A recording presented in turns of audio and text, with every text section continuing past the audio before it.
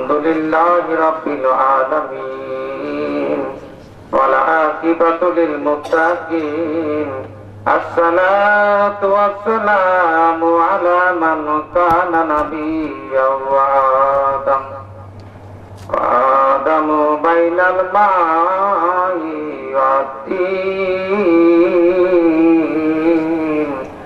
فقد قال الله تعالى في كلامه المجيد وفرقانه الحميد أعوذ بالله من الشيطان الرجيم بسم الله الرحمن الرحيم إنا أرسلناك شاهدا ومبشرا ونذيرا وداعيا إلى الله بإذنه وسراجا منيرا إن الله وملائكته يصلون على النبي يا أيها الذين آمنوا صلوا عليه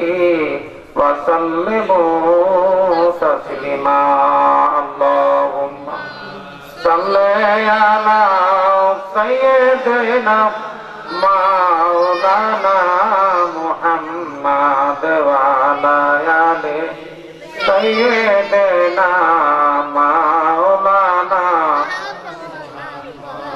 اللهم صل على سيدنا مولانا محمد وعلى مولانا কোন বাগানের ফুল গো আপনি কোথায় আপনার বাড়ি ঘর কোন বাগানের ফুল গো আপনি কোথায় আপনার বাড়ি ঘর তামাম জাহান সৃষ্টি করলেন আল্লাহ তাআলা আপনার তোর আল্লাহুম্মা সাল্লি সাইয়্যিদিনা মাওলানা মুহাম্মদ ওয়া আলা আলি সাইয়্যিদিনা মাওলানা মুহাম্মদ ওয়া আলা আলি সাইয়্যিদিনা মাওলানা প্রেম বাগানের ফুল গো আপনি আপনি খোদার আসলি নূর প্রেম বাগানের ফুল গো আপনি আপনি খোদার আসলি নূর আপনি খোদার হাবিবুল্লাহ আপনি ইমানের মূল আল্লাহুম্মা সাল্লি আলা সাইয়্যিদিনা মাওলানা মুহাম্মদ ওয়া আলা আলি সাইয়্যিদিনা মাওলানা প্রেমাগুনে জ্বলছি আমরা ও খোদা রাব্বানা প্রেমাগুনে জ্বলছি আমরা ও খোদা রাব্বানা আমরা যাহার প্রেমে পাগল তিনি সোনার মদিনা আল্লাহুম্মা সাল্লি আলা সাইয়্যিদিনা মাওলানা মুহাম্মদ ওয়া আলা আলি সাইয়্যিদিনা اللهم صل على سيدنا محمد نبينا شافينا مولانا محمد نبينا شافينا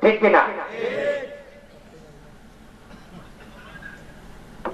এই জন্য বলা হয় রাসূল পাক সাল্লাল্লাহু তাআলা আলাইহি সাল্লাম তিনি যদি পৃথিবীতে না আসতেন বা আল্লাহ সুবহানাহু ওয়া তাআলা যদি তার হাবিবুল্লাহকে পৃথিবীর এই পাপ পঙ্কিলতা জর্জরিত পৃথিবীতে না পাঠাতেন, তিনি কোনো কিছু সৃষ্টি করতেন না। গজলের মধ্যে আমরা বলি, তোমার লাইগা বানায় আছে আমার আল্লাহ সারাটা দুনিয়া গো নবী, নবী তুমি নবী উল আম্বিয়া, নবী তুমি নবী উল আম্বিয়া, তোমার লাইগা বানায় আছে গো আমার আল্লাহ সারাটা দুনিয়া গো নবী, নবী তুমি নবী উল আম্বিয়া, নবী তুমি নবী উল আম্বিয়া, হাজের নাজের গো তুমি সশরীরে জিন্দা, হাজের নাজের গো তুমি সশরীরে জিন্দা, হায়াতুন নবী তুমি গো ও নবী, রহমতের দরিয়া গো নবী, নবী তুমি নবী উল আম্বিয়া, নবী তুমি নবী উল আম্বিয়া। আমরা গজলটা বলি না, এই যে হাজেরু নাজের, হাজেরু নাজের, হাজেরু নাজের বলতে আমরা কি বুঝি? এটা উকিল হিসেবে আমি বলবো, ওয়াজিন বা আলেম হিসেবে বলবো না, তবে কোরআন থেকে বলবো। বিষয়টা হচ্ছে আল্লাহ রাব্বুল আলামিন, আল্লাহ রাব্বুল নাকি আল্লাহ রাব্বুল মুসলিমিন? তাহলে আল্লাহ কখনো শুধু মুসলমানের হইতে পারে না। মুসলিম শরীফের হাদিস মোতাবেক আল্লাহ সুবহানাহু ওয়া তাআলা ৮০,০০০ আলম সৃষ্টি করেছেন। ৮০,০০০ আলমের মধ্যে একটা আলমের নাম হচ্ছে পৃথিবী। এই পৃথিবী হচ্ছে একটা, এটা বলা ওয়ার্ল্ড, বিশ্ব পৃথিবী। ৭৯,৯৯৯টাই আপনার আমার দেখার বাহিরে এখনো। ৮০,০০০ আলম যিনি সৃষ্টি করেছেন তাকে বলা হয় আলহামদুলিল্লাহি রাব্বিল আলামিন। প্রশংসা তার প্রতি, তার জন্য যিনি ৮০,০০০ আলমের রব। রাহমাতাল লিল মুসলিমিন নাকি রাহমাতাল লিল আলামিন? রাহমাতাল লিল মুসলিমিন না, শুধু রাসূলুল্লাহ সাল্লাল্লাহু আলাইহি সাল্লাম শুধু মুসলমানের জন্য রহমত না, তিনি আল্লাহ সুবহানাহু ওয়া তাআলা যে ৮০,০০০ আলমের রব, ৮০,০০০ আলমের রব হলে ৮০,০০০ আলমের রহমত হচ্ছে তার হাবিবুল্লাহ নবী করিম সাল্লাল্লাহু আলাইহি ওয়াসাল্লাম। বলি সুবহানাল্লাহ। কোরআন শরীফের যদি কথা বলি, কোরআন শরীফ হুদাল্লিল নাস, হুদাল্লিল মুসলিমিন, হুদাল্লিল নাস। কোরআন শরীফ মুসলমানের না, এই কোরআন শরীফ সকল মানুষের জন্য। নবী করিম সাল্লাল্লাহু আলাইহি সাল্লাম সকল আলমের কি রহমত। কোরআনটা সকল মানুষের, সকল সৃষ্টি জগতের জন্য, কোরআনটা সকলের জন্য হেদায়েত, শিফা, রহমত, নিয়ামত। আল্লাহ সুবহানাহু ওয়া তাআলা তামাম পৃথিবী তথা ৮০,০০০ আলমের রব। আল্লাহ সুবহানাহু ওয়া তাআলা যিনি যাকে পৃথিবীতে প্রেরণ করলেন তিনি হলেন তার হাবিবুল্লাহ নবী মুহাম্মদ রাসূলুল্লাহ সাল্লাল্লাহু তাআলা আলাইহি ওয়াসাল্লাম। এখন কি এই যে এইটুকু বলছে কিনা যে রহমাতুল লিল আলামিন, তিনি আলম সমূহের রহমত। আপনার সামনে, পেছনে, ডানে, বামে, উপরে, নিচে, এই জায়গাটার মধ্যে রহমত কি আছে কি নাই? আল্লাহর ওয়াজে আছে। আল্লাহ ওয়াজ করছে কোথায়? আল্লাহ ওয়াজ করতে সূরাতুল আম্বিয়া ১০৭ নম্বর আয়াতে কি বলছে? ওয়া মা আরসালনাকা ইল্লা রাহমাতাল লিল আলামিন। উত্তর পেয়ে গেছেন? হাজের নাজের। তো আপনার ডানে, বামে, সামনে, পেছনে, উপরে, নিচে যদি রহমতের জায়গা থাকে, বেষ্টনী থাকে, নাকি আপনার ডান, বাম, উত্তর, দক্ষিণ, পূর্ব, পশ্চিম বাদ দিয়ে আল্লাহ ওয়াজটা করছে? তার মানে আপনার সামনে, পেছনে, ডানে, বামে, উপরে, নিচে আল্লাহ হাবিবুল্লাহ রহমত আছে। থাকলে অটোমেটিক বোঝা যায় হাজার নাজার শব্দের অর্থ হলো সর্বদর্শী, সর্বত্র, সব সময় বিরাজমান। তিনটা দন্ত সর্বত্র, সব সময়, সর্বদর্শী, বিরাজমান থাকলে তার নাম হয় হাজের এবং নাজের। আরবিতে বলা হয় শাহিদা, শাহেদা, শাহিদা। যারা ইংরেজি শিক্ষিত, ডিগ্রি আমরা তিন প্রকার করি, কি? Positive degree, comparative degree, superlative degree. Good, better, best, শাহিদা, শাহিদাও, শাহিদা। এই কথাগুলো ইংরেজি বললাম, বাংলা বললাম। তিনটি কথা কোরআনে আছে কিনা? থাকলে তা আছে না যে মানো নাকি? আল্লাহ এর সঙ্গে কি বলে একটু শোনা দরকার আছে কিনা? 22 পারা, কোরআন শরীফের 22 পারা 45 নম্বর আয়াতে আল্লাহ সুবহানাহু ওয়া তাআলা ইরশাদ করেন, ইয়া আইয়ুহান নাবিয়্যু ইন্না আরসালনাকা শাহিদাও ওয়া মুবাশশিরাও ওয়া নাযীরা। আলেমগণ আছেন, সাক্ষী দিবেন, আছে কিনা? আছে কিনা? শাহিদা শব্দটা আছে কিনা? 26 পারা সূরা আল-ফাত আয়াত নাম্বার 8, এখানে লেখা আছে ইন্না আরসালনাকা শাহিদাও ওয়া মুবাশশিরা ওয়া নাযীরা। এই কথাটা এখানেও আছে, আছে কিনা? আলেমরা আছে কিনা? 29 পারা সূরা মুজাম্মিল আয়াত নাম্বার 15, ইন্না আরসালনা ইলাইকুম রাসূলান শাহিদান। আছে কিনা? আলেমরা বলেন আছে কিনা? তার মানে 22 পারা সূরা আহজাব 35 নম্বর আয়াতে শাহিদা আছে, 26 পারা সূরা আল-ফাতির 8 নম্বর আয়াতে শাহিদাও আছে, 29 পারা সূরা মুজাম্মিল 15 নম্বর আয়াতে শাহিদান শব্দটি আছে। আল্লাহ সুবহানাহু ওয়া তাআলা প্রথম 22 পারা সূরাতুল আহজাবের 35 নম্বর আয়াতে বলতেছে আপনি সাক্ষী। 26 পারা সূরা আল-ফাতির 15 নম্বর আয়াতে বলতেছে আপনি উত্তম সাক্ষী। এরপর 29 পারা সূরা মুজাম্মিলের 15 নম্বর আয়াতে বলতেছে আপনি সর্বোত্তম, সর্বোৎকৃষ্ট সাক্ষী, সাক্ষর সাক্ষী বলে সুবহানাল্লাহ। এখন রাসূলুল্লাহ সাল্লাল্লাহু আলাইহি ওয়াসাল্লামকে যদি আপনি সাক্ষর সাক্ষী মানতে কষ্ট হয়, সুপারলেটিভ ডিগ্রি মানে সর্বোচ্চ, সর্বোত্তম সাক্ষর সাক্ষীকে বলা হয় তিনি চোখে দেখেছেন এবং তা যথারীতি তিনি বর্ণনা করতে পারেন, তাকে বলা হয় সর্বোৎকৃষ্ট সাক্ষর সাক্ষী। তার আরবি হলো শাহিদা। এটা সূরা মুজাম্মিল আয়াত নাম্বার 15, 29 পারা। এখন প্রশ্ন হলো আমাদের যদি এখানে একটা মারামারি হয়, একটা লোক মার্ডার হয়েছে, খুন হয়েছে, সাক্ষর আমরাই তো দেখবো না, আবার আমাদেরকে সাক্ষী মানা হবে যেহেতু চোখে দেখছি। এখন কোর্টে যখন বিচার শুরু হবে, জজ সাহেব আমাদেরকে নোটিশ করবে সাক্ষী দেওয়ার জন্য। সাক্ষী দিতে কাকে নোটিশ করবে? যাদেরকে সাক্ষী মানা হয়েছিল। সাক্ষী কারা হয়েছিলাম? আমরা যারা সচক্ষে দেখেছি ঘটনা কি হয়েছে, কে কাকে কখন আঘাত করেছে, কিভাবে হত্যাকাণ্ড সংঘটিত হয়েছে, সব সচক্ষে দেখেছি এবং এই জন্য সাক্ষ্য দাতা হিসেবে আমরা হাকিম বা জজ সাহেবের সাক্ষী দিতে যাচ্ছি নাকি? এখন যদি দেখলাম না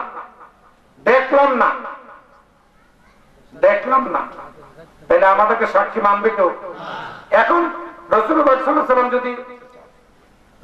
আলাইহি ওয়াসাল্লাম যদি আমাদের এই আজকের এই নূরানী মজলিসকে সচক্ষে দেখা ক্ষমতাই না থাকে, কাল কিয়ামতের মাঠে যখন আমাদের রব আল্লাহ সুবহানাহু ওয়া তাআলা যখন বিচার আসনে বসবেন, মালিক ইয়াউমিদ্দিন, যখন রাসূলুল্লাহ সাল্লাল্লাহু আলাইহি ওয়াসাল্লাম ছাড়া যখন আল্লাহ সুবহানাহু ওয়া তাআলা সেই বিচার দিবসের মালিক হবেন, সেই দিবসে রাসূলুল্লাহ সাল্লাল্লাহু আলাইহি ওয়াসাল্লাম বলবেন, ইয়া রব, আমি দেখেছি নরসিংদী রায়পুরার অমুক জায়গা অমুক স্থানে এই লোকগুলো, একজন উকিল সাহেব বয়ান করছিলেন আর তারা বসে বসে বেহেশতের বাগানে বসে বসে আমার তারিফ করছিল, আপনার প্রশংসা করেছিল।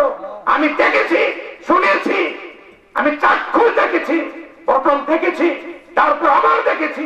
সর্বোৎকৃষ্ট সাক্ষী হিসেবে আমি সাক্ষ্য দিচ্ছি, তাদেরকে মাফ করে দেন, তাদের জন্য জান্নাত ওয়াজিব করে দেন। সুতরাং এই অবস্থা দিনে আমরা রাসূলুল্লাহ সাল্লাল্লাহু আলাইহি ওয়াসাল্লামের বিষয়টা মানতে হবে। এইভাবে তিনি সব চক্ষে আমাদের এই বড় মজলিসকে তিনি দেখতে পাচ্ছেন বলে সুবহানাল্লাহ। না দেখলে তিনি সাফায়াত করবেন কিভাবে? কথা বুঝে আসছে? এখন সর্বত্র রাসূলুল্লাহ সাল্লাল্লাহু আলাইহি ওয়াসাল্লাম হাজির আছেন, সর্বত্র তিনি থাকতে পারেন সর্বোৎকৃষ্ট সাক্ষ্যদাতা হিসেবে। কাল কিয়ামতের মাঠে তিনি সাক্ষী দিতে পারবেন। এই সবগুলো কথাকে আরবিতে শাহিদা, শাহিদা ও শাহিদা, good, better, best, positive degree, comparative degree, superlative degree, এইভাবে কথাগুলো আসছে। এরপরে কিছু গুণের কথা। কি গুণ?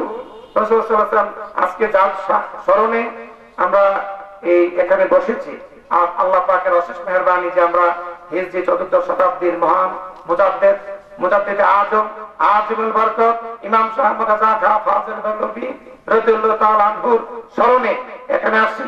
তিনি সুন্দর একটি ঈমানের সংজ্ঞা দিয়েছেন। ঈমান কি?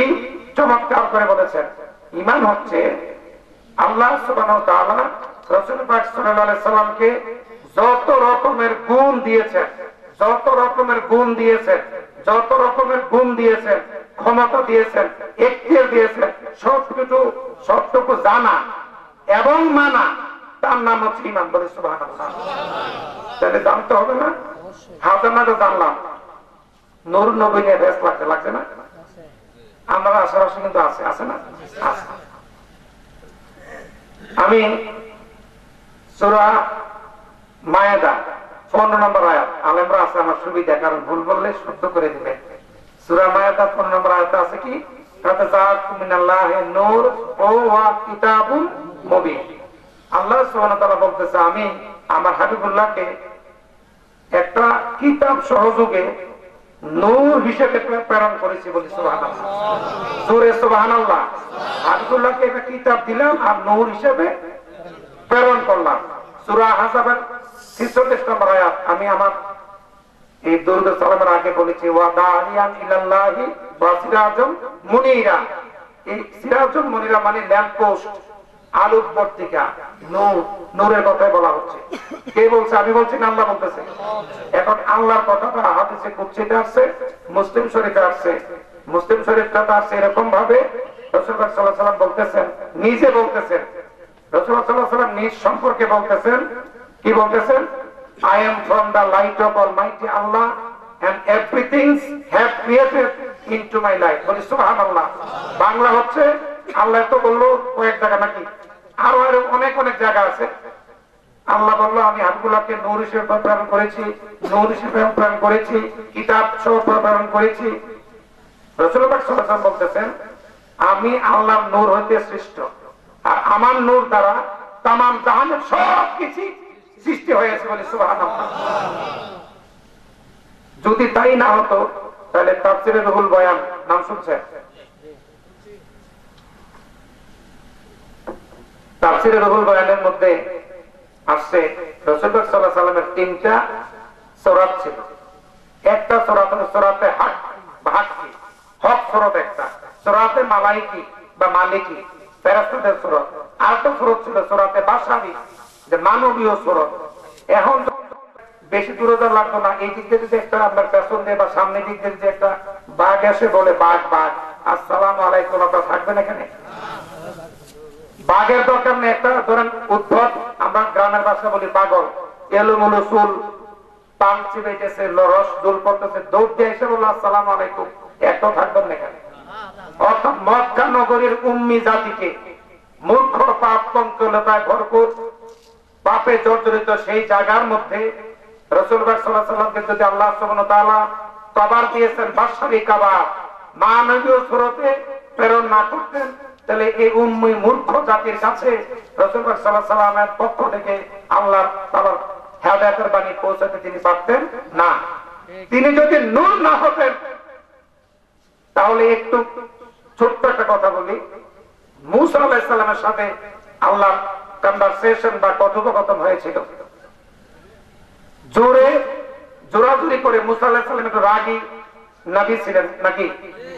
তুর পাহাড়ের উপরে কথা বলতে গেলেন, আল্লাহ সুবহানাহু ওয়া তাআলা তার ৭০,০০০ নূরের ফেরেশতা ফাঁক দিয়ে যাররা পরিমাণ নূর নিক্ষেপ করেছিল তুর পাহাড়ের মধ্যে।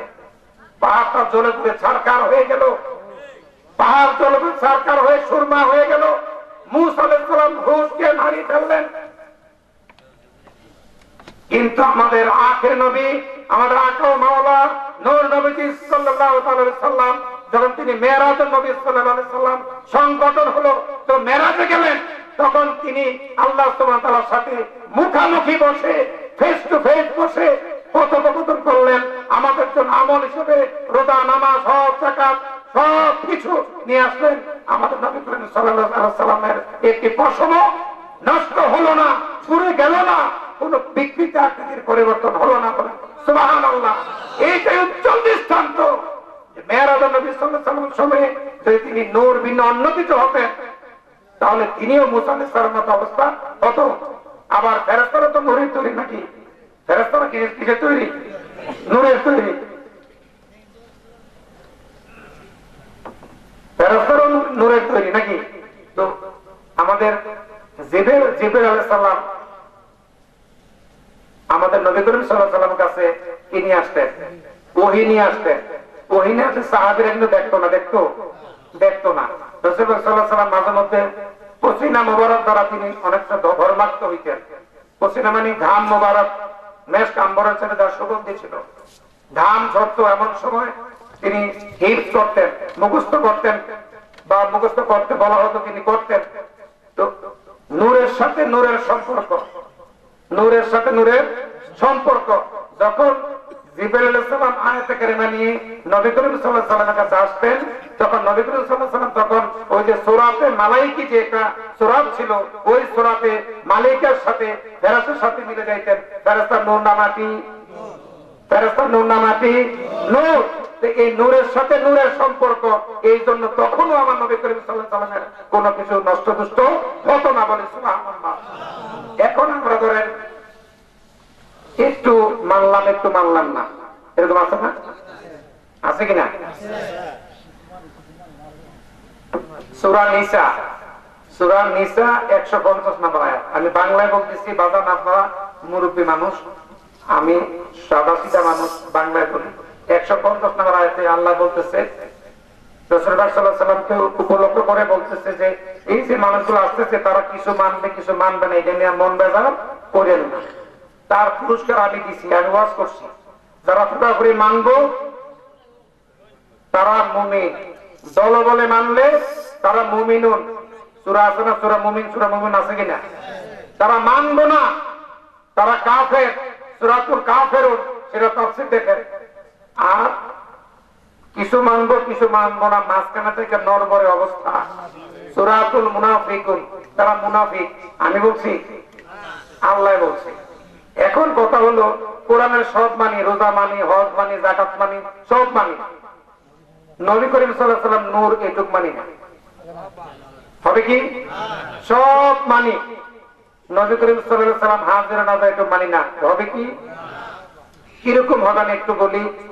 নবী করিম সাল্লাল্লাহু আলাইহি ওয়াসাল্লাম সম্পর্কে আল্লাহ সুবহানাহু ওয়া তাআলা বলতেছেন, রাসূলুল্লাহ সাল্লাল্লাহু আলাইহি ওয়াসাল্লাম কি শেষ নবী, সর্বশেষ নবী নাকি? ছোট্ট কথা, খাতামুন নাবিয়িন, খাতামুন নাবিয়িন, তিনি সর্বশেষ নবী ও রাসূল নাকি?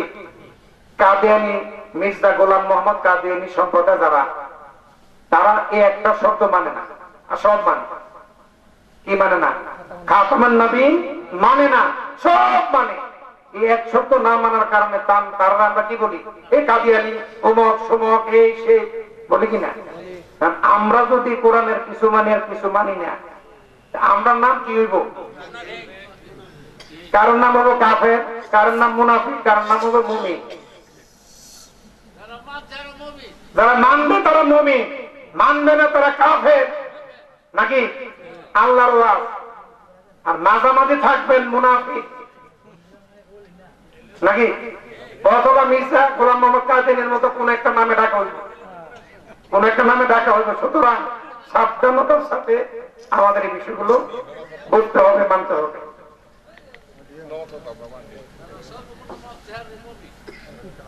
সর্বগুণে মানতে হবে, এবং মানলেই সেটা মুমিন হওয়া যাবে। আমরা রাসূলুল্লাহ সাল্লাল্লাহু আলাইহি ওয়াসাল্লাম সম্পর্কে ভালো ধারণা রাখি তো? তার চরণ ধুলে আমরা চাইতো একটা নাতে রাসূল। আমরা উকিল মানুষ, গতকালকে আমরা একটা ইসলামিক আলা হযরতের রাষ্ট্র দর্শনের উপরে সুফিবাদী নাগরিক মজলিস নামে একটা ইসলামিক দল আমি নিজে ঘোষণা করেছি। 250 মানুষকে সাথে নিয়ে 200 আইনজীবী, আলেম ওলামা ছিল বাকিগুলো। যার কারণে আমার গলার অবস্থা ভালো না, কিন্তু মশিউর ভাই আদর মহব্বত বেশি করে বিদে আজকে এসেছি, এবং আমার গলার কণ্ঠ কিন্তু ভালো না, চা খাচ্ছি, কথা বলছি। যাই হোক, আমরা রাসূল পাক সাল্লাল্লাহু আলাইহি ওয়াসাল্লামের চরণ ধুলি চাই কিনা? চাই। একটা নাতে রাসূল আমার সাথে পড়বে, নাতে রাসূল। নবীর চরণেতে সারা জীবন আমি থাকবো, নবীর চরণেতে সারা জীবন আমি থাকবো, ভালোবেসে নবীজিকে ভালোবেসে হৃদয় মাঝে ভরে রাখবো, নবীর চরণেতে সারা জীবন আমি থাকবো। মাশাআল্লাহ। নবী করিম সাল্লাল্লাহু আলাইহি ওয়াসাল্লামকে ভালোবাসতে হবে, হৃদয়ে ধারণ করতে হবে, এবং তাকে যতটুকু গুণ আল্লাহ সুবহানাহু ওয়া তাআলা দিয়েছেন সবগুলো ধারণ করে আমল করতে হবে। কারণ আমি আমার কাসিদাতে বলেছি, ঈমানবিহীন ইবাদতি এইটা তো শয়তানের নীতি, ইবলিসের নীতি। ঈমানি বন্দিগির ভিত্তি কোরআন খুলে দেখো না। কোরআনের কোন দাগে কথা আছে যদি না বলি তাহলে কিন্তু বলা হইব অন্যরা যা বলছে উকিল সাহেব তাই বলছে, একই কথা। সুতরাং সূরা আলে নূর,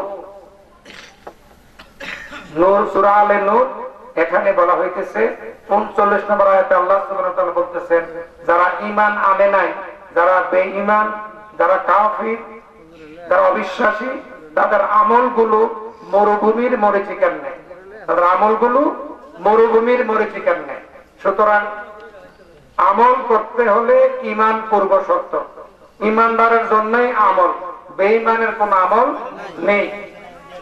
ইসলামে প্রবেশ করতে হবে পুরোপুরি। ইসলাম কি পরিপূর্ণ জীবন বিধান নাকি অর্ধেক? পরিপূর্ণ নাকি অর্ধেক? এই মর্মে আল্লাহ সুবহানাহু ওয়া তাআলা বলতেছে, সবসময় আল্লাহর গুসা, রাগ, প্রেম, ভালোবাসা কার সাথে? ঈমানদারের সাথে। বেঈমানের সাথে আল্লাহর কোনো যোগাযোগ হয় না। আল্লাহ বেঈমানকে আল্লাহ কোনো কিছুই বলে না। আল্লাহ বলতেছে, ইয়া আইয়ুহাল্লাযীনা আমানু উদখুলু ফিস-সিলমি কাফা, সূরা বাকারা 208 নম্বর আয়াত। সূরা বাকারা 208 নম্বর আয়াত। ইয়া আইয়ুহাল্লাযীনা আমানু, হে মুমিনগণ, ঈমানদারগণ, উদখুলু ফিস-সিলমি কাফা, ইসলামে পরিপূর্ণ রূপে প্রবেশ করো, অর্ধেক না। আদা মাদা, এটা আমাদের ঢাকার একটা ভাষা। আদা মাদা মানে মুনাফিকের লক্ষণ আর কি। মুনাফিকি একটু ঢুকলাম, একটু বাড়িলাম, একটু রইলাম, আচ্ছা ঠিক আছে, সকালে সকাল না বিকালে, এইগুলা কোন মুসলমানের নীতিও নয়, এরা মুসলমানও নয়। সুতরাং নারাই তাকবীর, আল্লাহু আকবার, নারাই তাকবীর, আল্লাহু আকবার, নারাই রিসালাত, ইয়া রাসূলুল্লাহ, প্রধান অতিথির আগমন, নারাই তাকবীর, আল্লাহু আকবার, নারাই রিসালাত, ইয়া রাসূলুল্লাহ, নারাই গাউসিয়া, মসলকে আলা হযরত, নারাই তাকবীর, নারাই রিসালাত। আলহামদুলিল্লাহ, আমাদের সামনে এখন উপস্থিত হয়েছেন আল্লামা হারুন আর রশিদ রেজভী মাদ্দাজিল্লাহুল আলিয়া হুজুর এখনই আমাদের সামনে উপস্থিত হয়েছেন। তো আমরা এতক্ষণ যাবত ধৈর্য সহকারে বসে আছি, এখনো আমরা সবাই একটু ধৈর্য সহকারে বসে থাকি। হুজুর কিছুক্ষণ পরেই আমাদের সামনে নূরানি ঈমানি তাকরীর পেশ করবেন।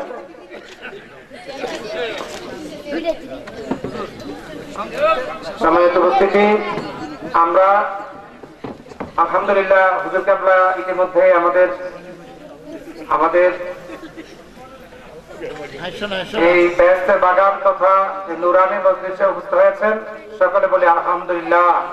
আর একটু জোরে বলি আলহামদুলিল্লাহ। নুরানি জবান মোবারক দ্বারা বাংলাদেশের লক্ষ লক্ষ সুন্নি জনতা আজকে ঈমান খুঁজে পেয়েছে, যার নেতৃত্বে আমরা ঐক্যবদ্ধ হয়েছি এবং যার কারণে আজকে আলা হযরতের মসলককে আমরা সুদৃঢ় ভিত্তির উপর প্রতিষ্ঠা করতে পেরেছি। তিনি হচ্ছেন আমাদের সুন্নাত প্রতিষ্ঠার নতম সিফর সালার জীবন্ত কিংবদন্তি, সুন্নাত প্রতিষ্ঠা নিবেদিত প্রাণ পুরুষ, আমাদের সকলের সেরেতা আল্লামা হারুন রশিদ রাজবি মুতাজিল্লাহ আলী। সকলে তার জন্য আরেকবার তাকবীর, নারায়ে তাকবীর, নারায়ে রিসালাত, নারায়ে গাউসিয়া, মাসলাক আলা হযরত, মাসলাক আলা হযরত। আমি 2 মিনিট কথা বলে শেষ করে দিচ্ছি। বলছিলাম আমরা পরিপূর্ণভাবে ইসলামে প্রবেশ করতে হবে।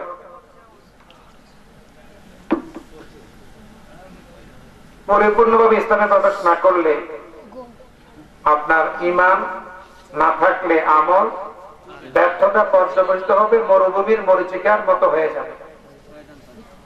এবং মান সম্মান যতটুকু আল্লাহ সুবহানাহু ওয়া তাআলা আমাদের রাসূল সাল্লাল্লাহু আলাইহি ওয়াসাল্লামকে দিয়েছেন, এইটুকু স্বীকার করতে হবে এবং তদনুযায়ী আমল করতে হবে। আমাদের যারা ওয়াহাব নজদি অনুসারী রয়েছে, শিয়া রয়েছে, রাফিজি রয়েছে, খারিজি রয়েছে, মওদুদি রয়েছে, হেফাজতি রয়েছে, কাউমি নেসাবের যেইগুলো দুষ্ট ক্ষত রয়েছে, বদ আকীদার সেই মানুষগুলোর কাছ থেকে আমাকে আপনাকে হেফাজত করার জন্যই আজকের এই মাহফিল তথা আলা হযরত ইমাম শাহ আহমদ রাজা খান ফাজল বেলবীর যে স্মরণে আজকে তা হচ্ছে, এটা হচ্ছে ঈমান হেফাজত করার একটি নুরানি মাহফিল। সকলে বলি আলহামদুলিল্লাহ। আমরা সম্মান কমাইলে আল্লাহ বলতেছে এই সম্মান, রাসূলুল্লাহ সাল্লাল্লাহু আলাইহি ওয়াসাল্লামের সম্মান আমরা আমি বৃদ্ধি করতেছি, তোমরা যদিও কমাও।